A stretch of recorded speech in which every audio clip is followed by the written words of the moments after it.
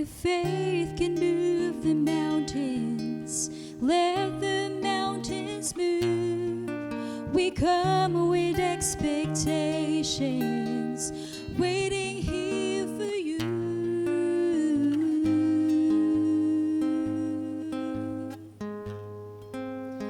Waiting here for you.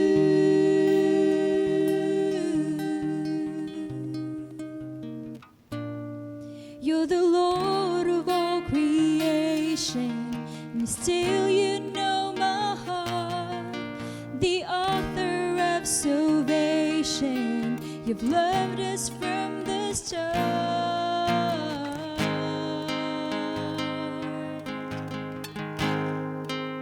I'm waiting here for you with a hands lifted high in grace. And it's you, Lord, we adore, singing hallelujah.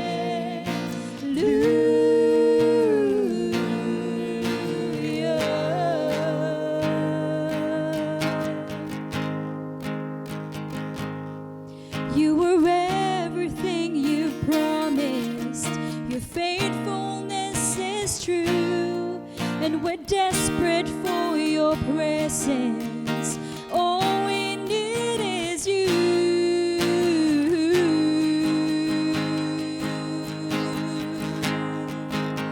I'm waiting here for you with a hands lifted high in praise. And it's you, Lord, we adore. We're singing hallelujah.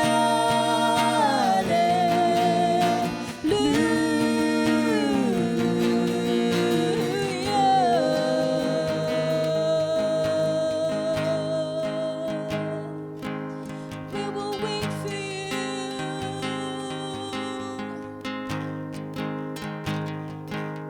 We will sing a praise, singing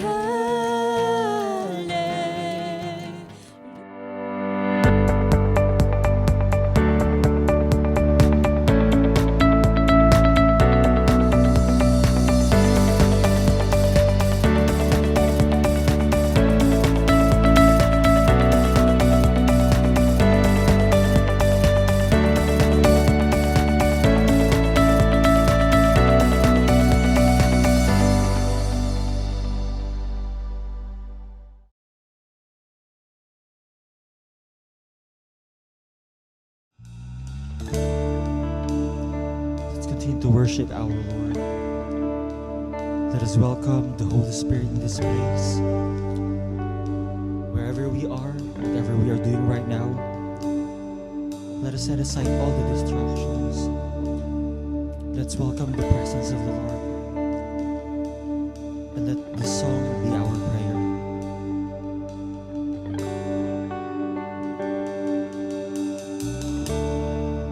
There's nothing worth more that could ever come close.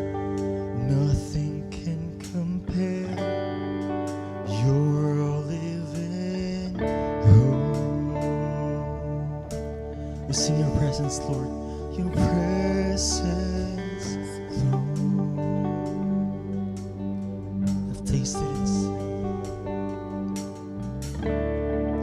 I've tasted and seen of the sweetest of love, when my heart becomes free and my shame is undone. We sing your presence, Lord. Let's invite the Holy Spirit right now. Holy Spirit, you're welcome. Yes, Lord. Come flood this place and fill the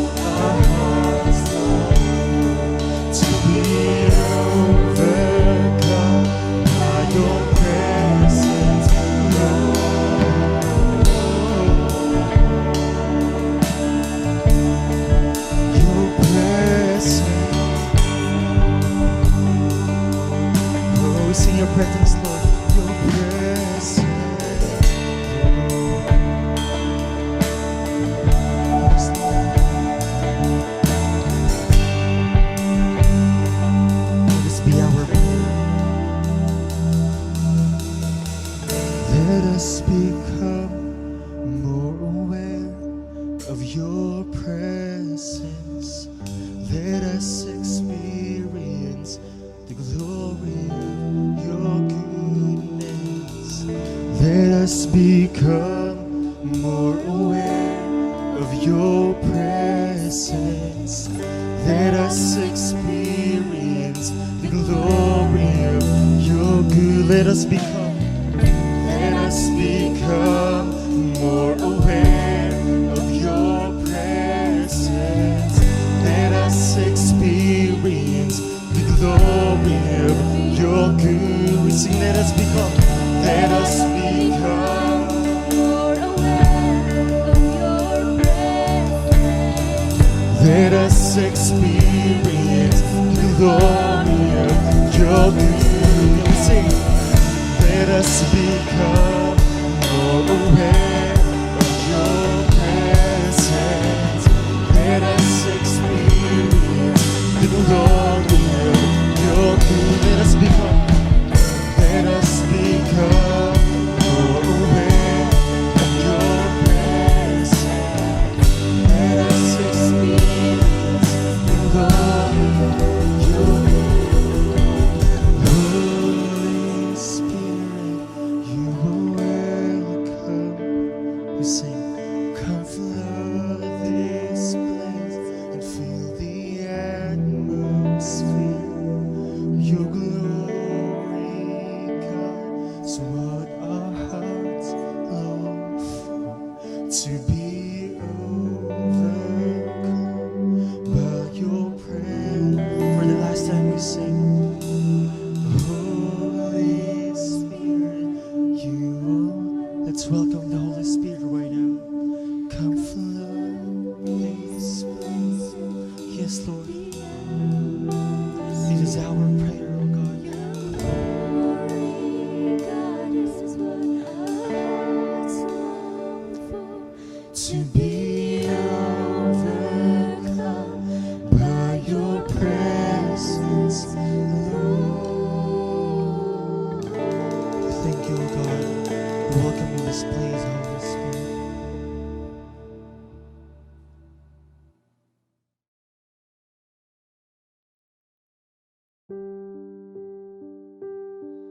Tayo po ay manalangin.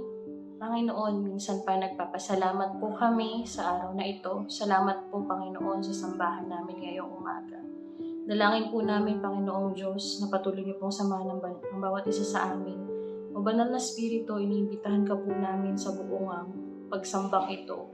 Dalangin po namin na Ikaw ang aming maparangalan, aming Ama, ang aming tagapagligtas, Panginoon. Minsan pa, maraming salamat po sa kabutihan mo. Ikaw nga po ang aming maparangalan. Ngayong umaga, ito po aming dalangin. Sa mga pangyarihang pangalan ni Jesus. Amen.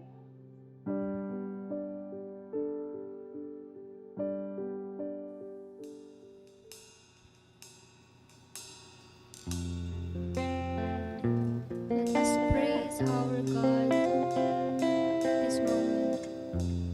Let us sing of His greatness and love. I will sing of your great love. I will stand in wonder of what you've done in this life. With my song testify, I will live and not die to declare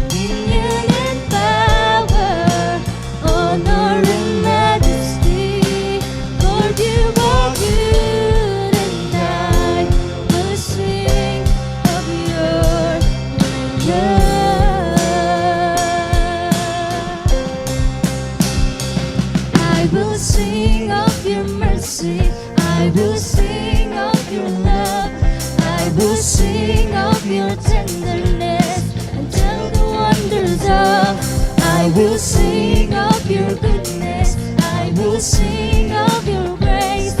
I will sing of your holiness and melodies in praise. I will sing of your mercy. I will sing of your love. I will sing of your tenderness and tell the wonders of. I will sing of your goodness. I will sing of your grace. I will sing of your holiness, melodies in praise. You are good, And I will sing mercy and grace. It's everlasting. Lord, you are good, And I will sing a song of worship. Lord, you are worthy to receive dominion and power, honor and majesty. Lord, you are good, and I will sing of your good love.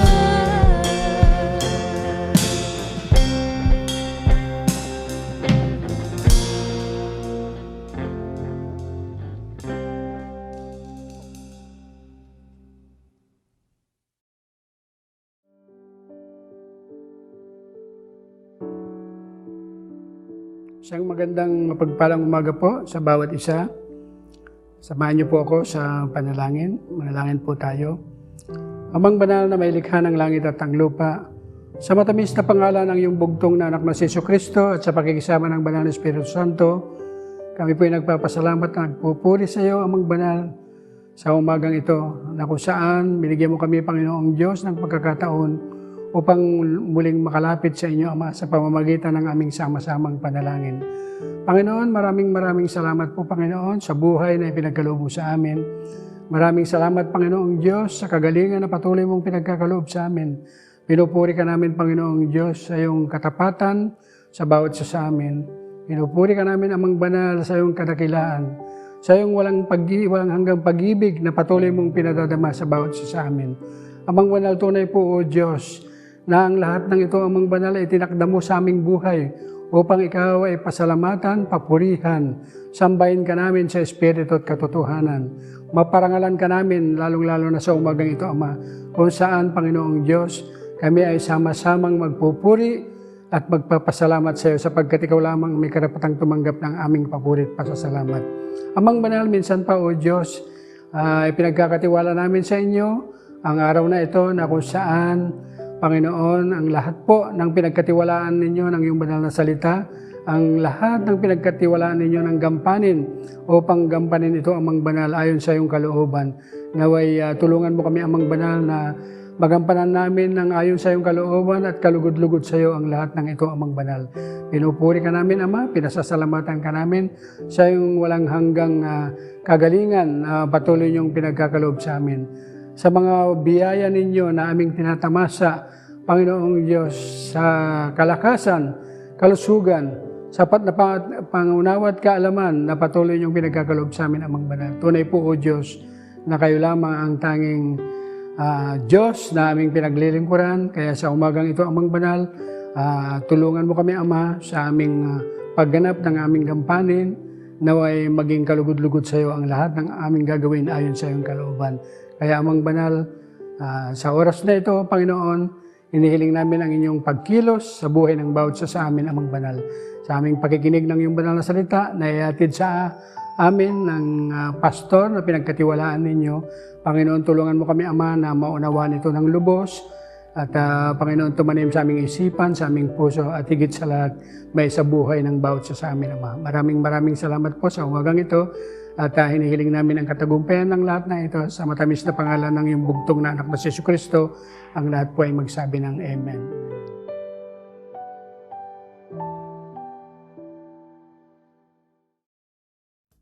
Mateo 16, verse 13 to 18. Nang dumating si Jesus sa bayan ng Cesarea ng Filipos, tinanong niya ang kanyang mga alagad, "Ano ang sinasabi ng mga tao patungkol sa anak ng tao?" At sumagot sila.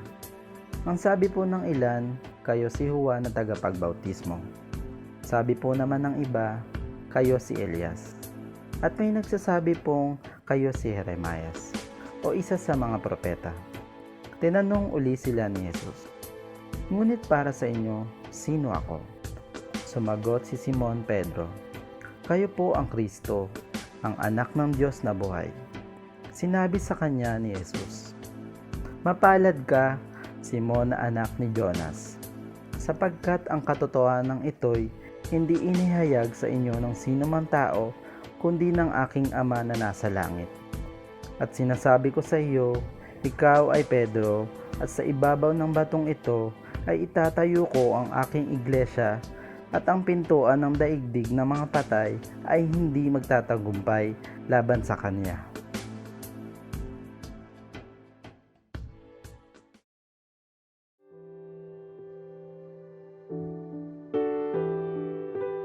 Isang pinagpalang umaga po muli sa bawat isa sa atin. Tayo po ay mananalangin. Samahan niyo po ako na ipanalangin po yung aming munting church sa San Bartolome. Nawa ito po ay magpatuloy sa kanyang gawain. Ipanalangin din po natin yung aming mahal na Pastor Nani Kadut.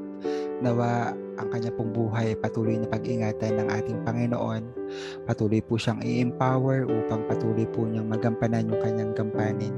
Ipanalangin niyo rin po ang inyong lingkod bilang katuwang po ni Pastor Nani sa gawain po sa San Bartolome, maging ang lahat po ng aming mga manggagawa. Tayo po ay manalangin.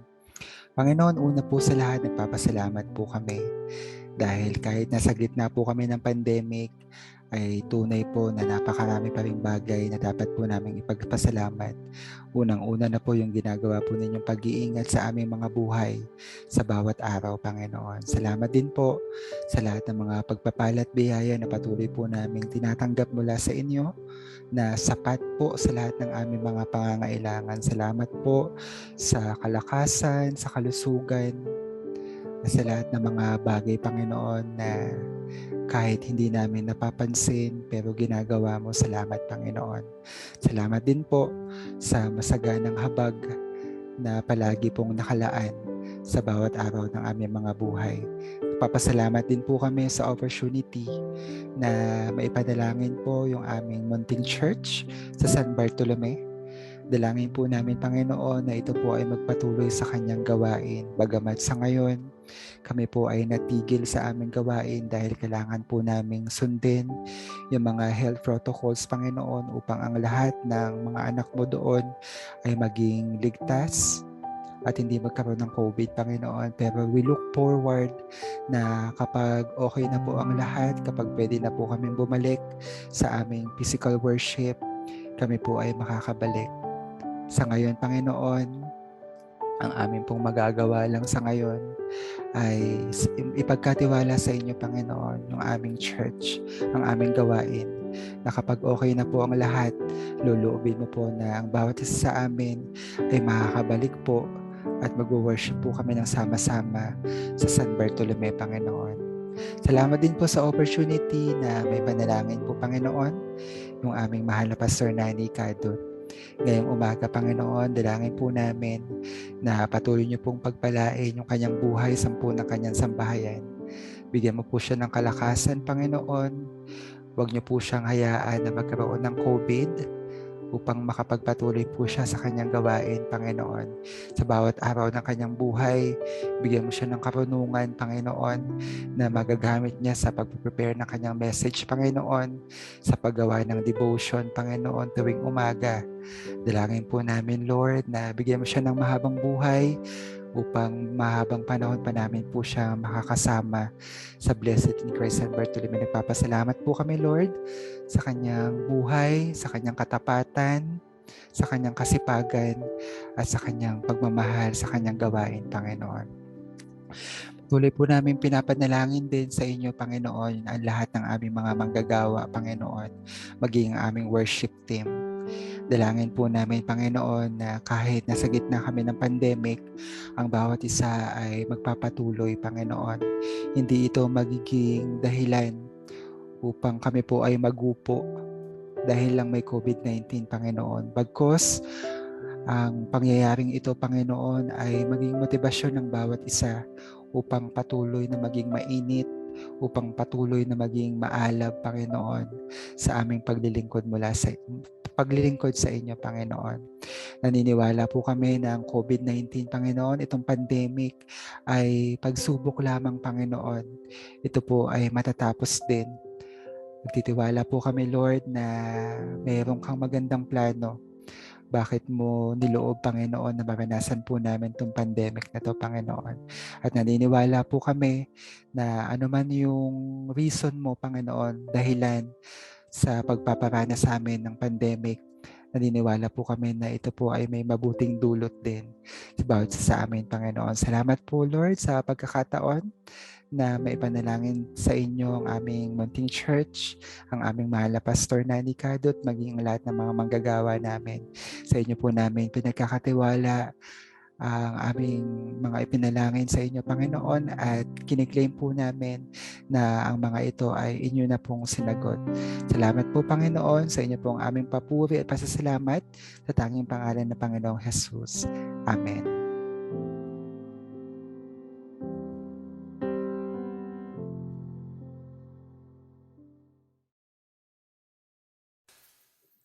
Magandang umaga sa ating lahat. Narito muli tayo para ipagpatuloy yung ating pag-aaral sa ating temang kasama natin ang Diyos sa paglago. Pero ang aking topic ay tungkol sa pagiging karapat-dapat sa ating pagkatawag. At ang ating passage ay matatagpuan natin sa Ephesians chapter 4, verse 1 to 7. Then we will jump to verse 11 to 16. Bago natin basahin yung ating passage, samahan niyo ako sa isang panalangin. Lord, narito kami upang muli ay mag-aral ng iyong mga salita. Samahan mo po kami. At gabayan mo po kami ng iyong banal na espiritu, buksan ang aming puso at isipan. Tamnan po ito ng iyong mga salita, O Lord. Nawa po, maging matatag kami dahil ikaw ang aming kasama sa paglago namin. Nawa po, kumilos ang iyong banal na espiritu sa aming kalagitnaan ngayon habang kami nanonood o nakikinig ng iyong mga salita. Wala kaming nais ngayong umaga, kundi mabigyan ng parangal ang iyong pangalan. Samahan mo po kami, Panginoon, ng iyong banal na espiritu. Sa pangalan ng Panginoong Jesus. Amen. So yung ating passage, basahin natin, verse 1. Kaya't ako na isang bilanggo dahil sa Panginoon ay nakikiusap sa inyo na mamuhay kayo gaya ng nararapat sa mga tinawag. Kayo maging mapagpakumbaba, mahinahon at matyaga. Magparaya kayo dahil sa inyong pagmamahal sa isa't isa. Sikapin ninyong mapanatili ang pagkakaisang mula sa Espiritu sa pamamagitan ng kapayapaang nagbubuklod sa inyo. May isang katawan at isang Espiritu, kung paanong may isang pag-asa para doon kayo'y tinawag ng Diyos.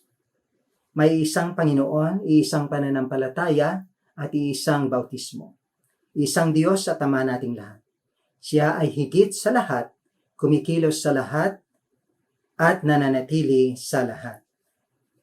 Verse 7, ang bawat isa sa ating nakatanggap ng tanging kaloob ayon sa sukat na ibinigay ni Kristo. At binigyan niya ang ilan ng kaloob upang maging mga apostol, ang iba na may mga propeta, ang iba ay mga ebanghelista, at ang iba ay mga pastor at mga guro. Ginawa niya ito upang ihanda sa paglilingkod ang lahat ng mga hinirang upang maging matatag ang katawan ni Kristo. Hanggang makarating tayo sa pagkakaisa ng pananampalataya at pagkakilala sa anak ng Diyos, at maging ganap ang ating pagkatao ayon sa pagiging ganap ni Kristo. Nang sa gayon, hindi na tayo magiging tulad ng mga batang madaling matangay ng sari-saring aral. Hindi na tayo maliligaw ng mga taong ang hangad ay dalhin tayo sa kamalian sa pamamagitan ng kanilang katusuhan at panlilinlang. Sa halip, sa pamamagitan ng pagsasalita ng katotohanan sa diwa ng pag-ibig, tayo'y dapat maging lubos na katulad ni Kristo na siyang ulo nating lahat. Sa pamamagitan niya, ang buong katawan ay pinag-uugnay-ugnay ng mga kasukasuan na mula rin sa Kanya. At kung maayos na gumaganap ng tungkulin ang bawat bahagi, lumalaki ang katawan at pinatatag nito ang sarili sa pamamagitan ng pag-ibig. Sinimulan ni Pablo ang kabanatang ito sa isang pakiusap sa mga taga-Efeso na sila ay mamuhay ng nararapat o angkop sa kanilang pagkatawag. Para sa akin, ito ang tamang meaning ng talatang ito. Sa English ay ganito ang pagkasabi, "As a prisoner for the Lord, then I urge you to live a life worthy of the calling you have received." Tayong mga Kristiyano ay may calling o pagkatawag. It is a vocation or an office na mataas ang worth, mataas ang value. Kung kaya't ang ating pamumuhay ay dapat nararapat o consistent sa office na ito. Iyan ang nang hindi natin nabibigyan ng di kanais-nais na reputasyon ang tungkulin kung saan tayo tinawag. So, ano bang ating calling? Para maintindihan natin yung ating calling, pag-aralan natin yung calling ni Apostle Paul. Si Apostle Paul ay tinawag para maging apostol sa mga Hentil.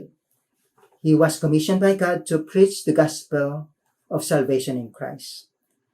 Para maging karapat-dapat si Pablo sa kanyang calling na ito, ano yung kanyang ginagawa?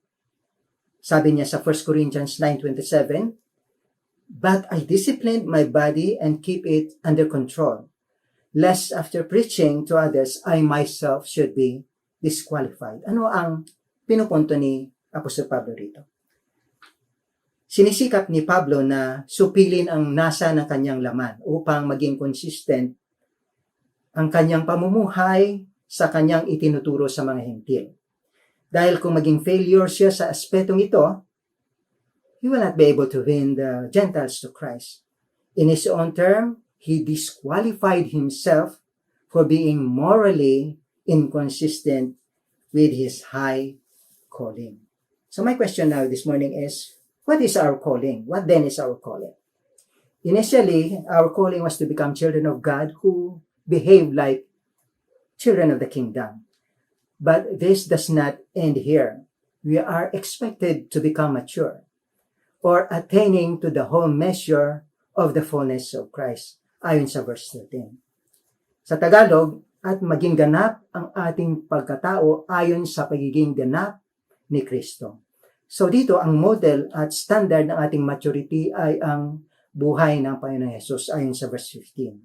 At kung tayo ay nagmamature, magbubunga ito ayon sa verse 16 ng maayos na pagganap ng kanya-kanyang tungkulin ang bawat bahagi. Lumalaki ang katawan at pinatatag nito ang sarili sa pamamagitan ng pag-ibig.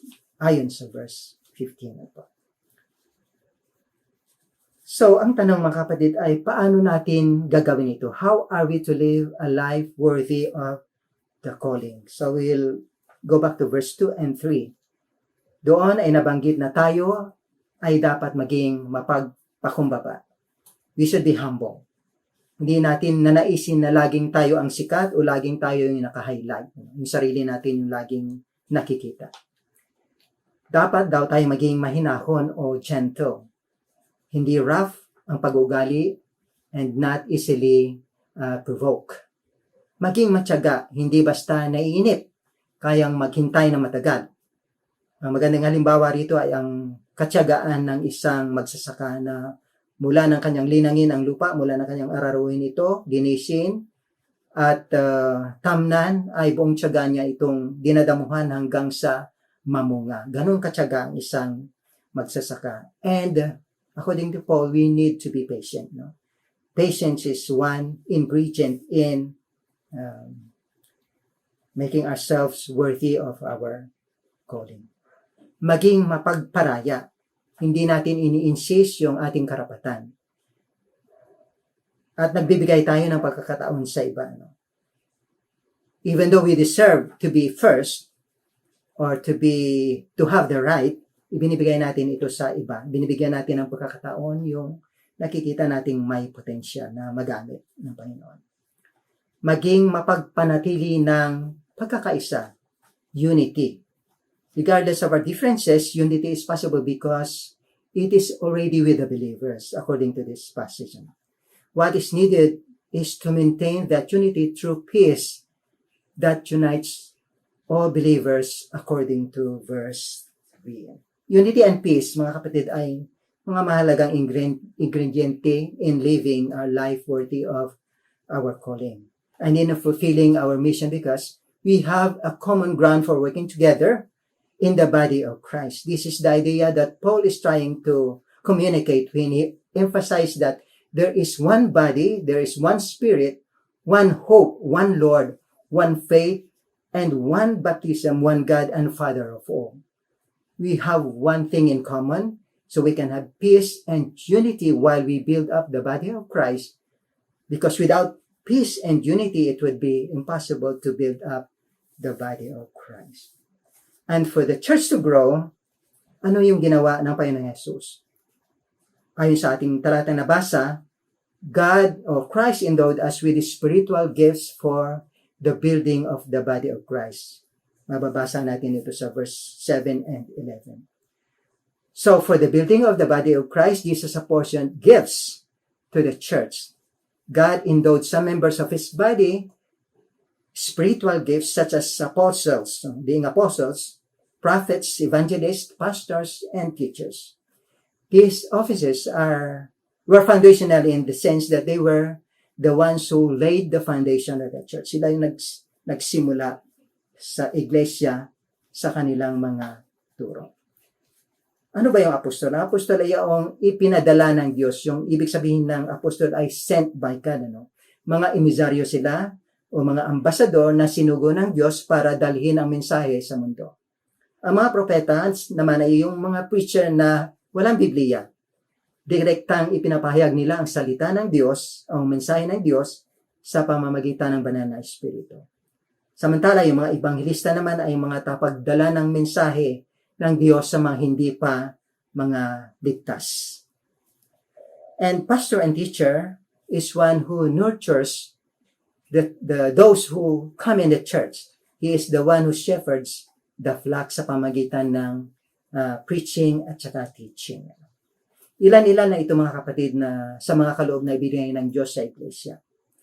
We can find some more of these gifts in the books of Corinthians and book of Peter. But we do not have enough time to discuss them today. So, what is the purpose of the gifts? Ano ba ang layunin ng iglesia?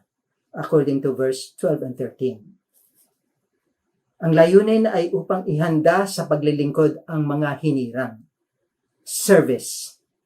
Upang maging matatag ang katawan ni Kristo. Maturity. Hanggang makarating tayo sa pagkakaisa sa pananampalataya. Unity in faith. At pagkakilala sa anak ng Diyos. Knowledge of Christ. At maging ganap ang ating pagkatao ayon sa pagiging ganap ni Kristo. Christ-likeness. To attain unity in faith is not structural unity or organizational unity. It is a spiritual unity around common faith. Ngayon, kung ang bawat kaloob ay gumagawa ng tama, properly equipped ang ating mga spiritual gifts, ang mga spiritual gifts ng mga mananampalataya, ang Christian maturity ay lumalagaw rin. At lalong nagiging malalim at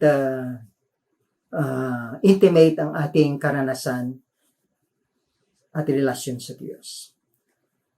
So ano ba ang pamantayan ng immaturity at maturity ng isang Kristiyano? Mababasa natin ito sa verse 14 to 16. Ginamit ni Pablo ang bata bilang paglalarawan ng isang immature na mananampalataya. In fact, Paul loves to use a child to illustrate the level of his maturity. In 1 Corinthians 13:11, he said, "When I was a child, I spoke like a child. I thought like a child. I reasoned like a child. When I became a man, I gave up childish ways." Ano sabi ni Pastor Pablo? Sabi niya, nung ako isang bata, sabi niya, I spoke like a child. My manner of speaking is that like of a child. My manner of thinking is like that of a child. My manner of reasoning is like that of a child. Sabi niya, but when I became a man, when I became mature, I gave up childish ways. Pinakawalan ko na yung mga kilos bata na yan. Ayon sa verse 14, ang isang bata ay madaling matangal ng sari-saring aral. Madali silang mapaniwala dahil hindi malalim sa salita ng Diyos. Madali silang mapaniwala at mailigaw ng mga taong eksperto sa panlilinglang at katusuhan dahilan para sila ay umalis sa kanilang mother church. Samantala, kabaliktaran naman ito ng mga mature na mga Kristiyano. Ang isang mature na Kristiyano ay matatag, nagiging kawangis ni Kristo, Christ-like, ginagamit ang kanyang kaloob na talento at maayos na gumaganap ng kanyang tungkulin in harmony with others or in concert with others who use their talents as well. And that is, the use of these talents is on the basis of love for one another. And so, making the church grow and become stronger until ultimately she reaches her purpose of becoming an unblemished bride ready to be presented to the bridegroom. Alam niyo po, napagandang larawan ang nais ni Pablo na masilayan natin tungkol sa ating paglago dahil kasama natin ang Diyos. Lahat ng ito ay nagiging posible dahil kasama natin ang Diyos sa personal nating paglago at kasama din natin siya sa pangkalahatang paglago ng iglesia na kanyang katawan. Bilang pagtatapos mga kapatid, nais kong itanong ang bagay na ito. Namumuhay ba tayo ng karapat-dapat sa ating pagkatawag? Do we live consistent or worthy of our calling? Kung ang bawat isa sa atin ay gumaganap ng kanya-kanyang tungkulin, kahit magkakaiba yung ating mga talento, maihambing ito sa isang konsyerto kung saan kahit magkakaiba ang mga instrumento, magkakaiba ang mga boses ng mga participants, makakapaglikha ito ng napakagandang musika. Musikang mag-aantig ng ating damdamin. Makakaramdam tayo ng tinatawag nilang goosebumps habang tayo ay nakikinig. Magbibigay ito ng papuri sa Diyos at magandang reputasyon ng iglesia. Nawa po, muli, nais kong ulitin ang paalala ni Apostol Pablo sa hindi lamang sa mga taga-Efeso, kundi sa lahat ng mga nakakilala kay Kristo. Do we live a life worthy of our calling? Nawa maging motivation natin ngayong umaga ang pag-aralan natin ngayon. At sa ating journey bilang mga Kristiyano, sa ating paglago kasama natin ng Diyos, we should always remember, God will be our strength, God will be our nourishment, God will be our fulfiller sa ating layuning maging mga matatatag na mga Kristiyano, mga malalagong mga Kristiyano. God bless everyone.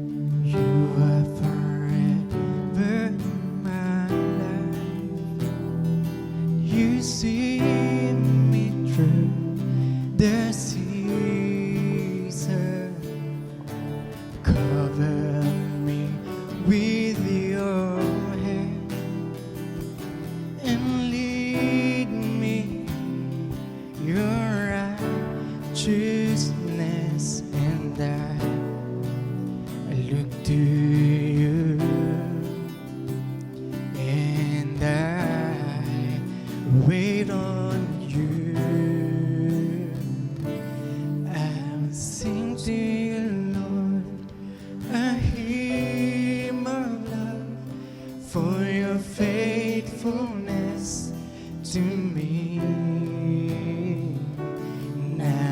carried in everlasting arms. You never let me go through it all.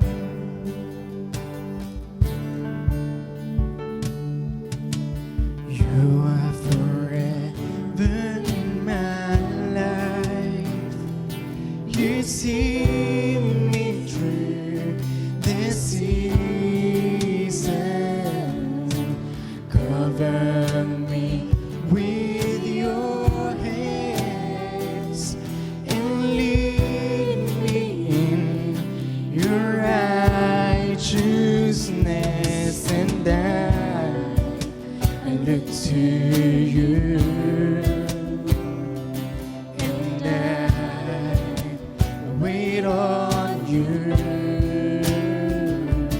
I sing to you, Lord, a hymn of love for your faithfulness to me. And I carried in everlasting arms. You'll never let me go through it all. We will sing to your name, oh Lord.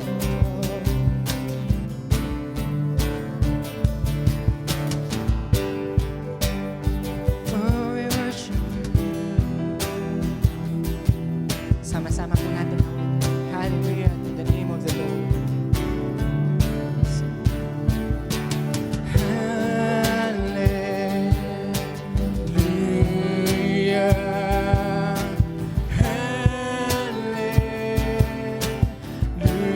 Hallelujah. Hallelujah.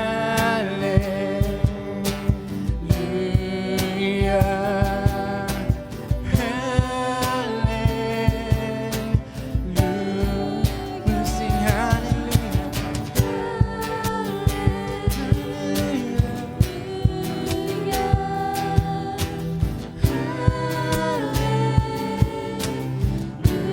Hallelujah. I'll sing to you, Lord, a hymn of love for your faithfulness to me. And I carried in everlasting arms. You'll never let me go. I'll sing to you, Lord, a hymn of love for your faithfulness to me. And I carried in everlasting arms. You'll never let me go. And I carried in everlasting arms. You'll never let me go. Once more we sing. And I carried in everlasting arms. You'll never let me go through it all. To you, O God, all the glory. In Jesus' name.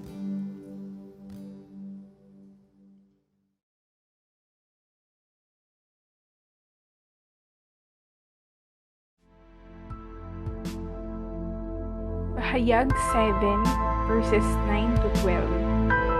Ang mga nagtagumpay mula sa lahat ng bansa. Pagkatapos nito'y nakita ko ang napakaraming tao na di kayang bilangin ni naman. Sila'y mula sa bawat bansa, lipi, bayan at wika.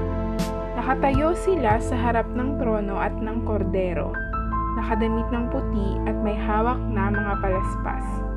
Isinisigaw nila, "Ang kaligtasan ay nagmumula sa ating Diyos na nakaluklok sa trono at sa kordero." Tumayo ang lahat ng anghel sa palibot ng trono, matatandang pinuno at ng 4 na nilalang na buhay. Sila'y nagpatira pa sa harap ng trono at sumamba sa Diyos, na nagsasabi, Amen. Sa ating Diyos ang papuri, kaluwalhatian, karunungan, pasasalamat, karangalan, kapangyarihan, at kalakasan magpakailanman. Amen.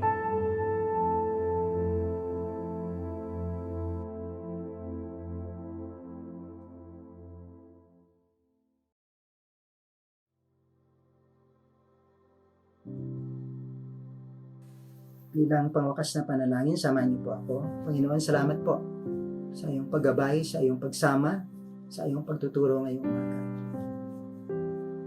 Nawa po ang lahat ng karahalan ay maging tanging para lamang sa iyo, O Diyos. Patuloy mo kaming turuan, patuloy mo kaming pangalagaan. Salamat sa iyong provision, salamat sa iyong protection, salamat sa pag-iingat mo ng buhay ng bawat mga mananampalataya ngayong umaga. Sa kabila po ng panganib ng pandemyang nararanasan namin, ng Pilipinas at ng buong mundo. Thank you, Lord, for protecting us. And Lord, we have nothing but give you glory this morning because you are deserving of it all, Lord. Muli, binabalik namin ang lahat ng parangal sa iyo dahil ikaw ang aming Diyos na nagmamahal sa amin, patuloy na nagpapatawad sa amin, patuloy na nagpapalakas sa amin. Thank you very much, Lord, for being our Father and God who really take care of us. We bless your name. We give you the glory this morning. In Jesus' name. Amen.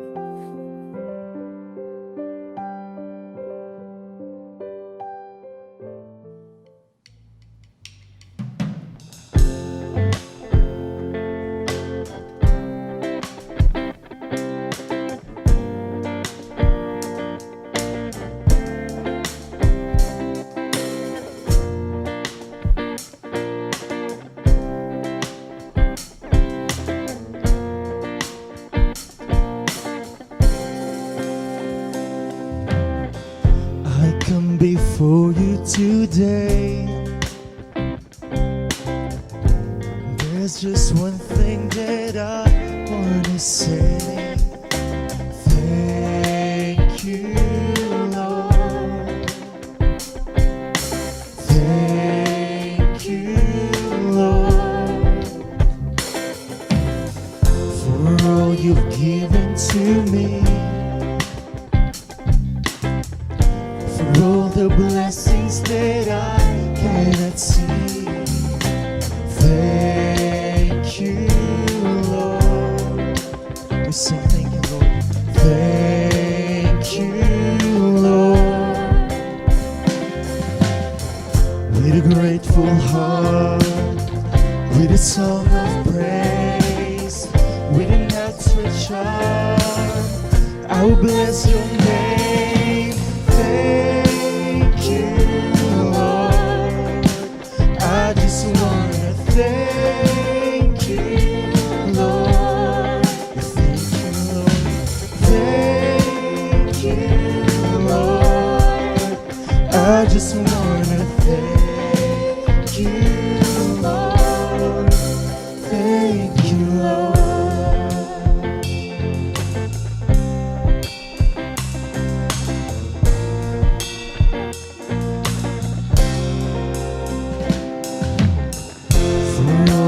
Done in my life,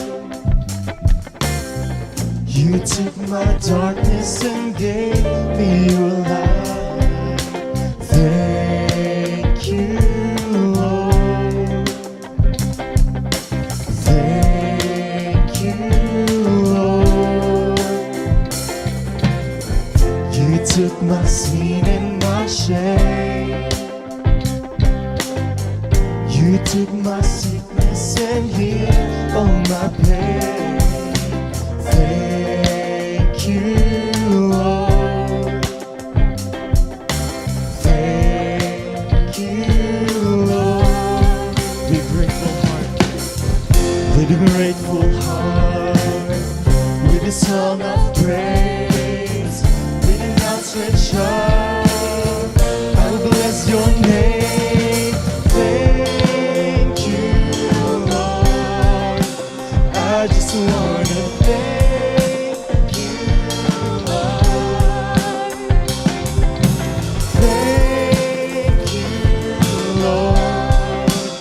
I just wanna thank you, Lord. Sing, thank you, Lord.